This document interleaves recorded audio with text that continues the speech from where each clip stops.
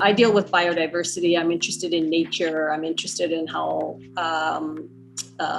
people construct cultural relationship with nature.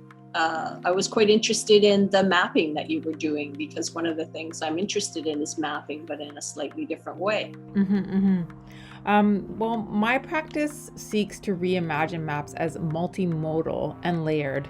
I look at what we foreground and background in the map in a very abstract way, and I ask the viewer to question how they perceive maps and their own biases. So I'm really interested in looking at how we need to bring into our idea, our worldview, more multiple perspectives on the way we view territory. I think from the beginning, because we both deal with the territory, but we come about the idea of the territory in different ways. After we had talked with LEHIGH HANSON and the city of Richmond, we learned a lot about Mitchell Island and the changes that Mitchell Island went through in terms of its ecology, and how it's basically very much an industrial zone at this point in time, but how Richmond wants to reclaim it a bit more as sort of an area for some park and for people to spend more time at. It was actually farmland in the past. We also listened a lot to the ecological ideas of LEHIGH HANSON of wanting to recycle their materials, this idea, because they make cement, which is something that comes from the ground.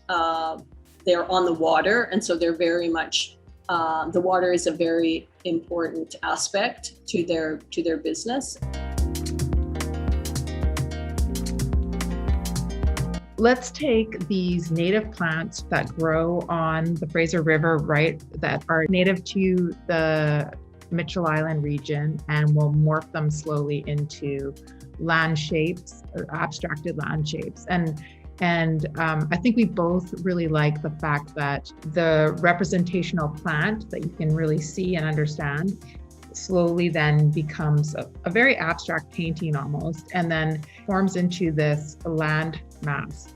And I like how there's kind of a more modern contemporary approach to landscape. Also plants that grow close to water. So we have the bulrush, we have the Lyngbye sage, we have the Baltic rush, which are sort of all of these plants that are found there on Mitchell Island or around water in BC, basically. And what I found interesting is that we did take a lot of the colors from the actual plants, from nature, and that's how we came up with the color palette. Particularly in the drawing that you did, you had this idea, a kind of a curve, and that curve to me had a lot to do with the idea of cycle, and it goes from nature through this transformation into the landscape and then back to nature, which I think is quite interesting, because it's that whole idea of, you know, how do people also transform nature, and the idea of like nature returning to itself, or how we can help it return to itself.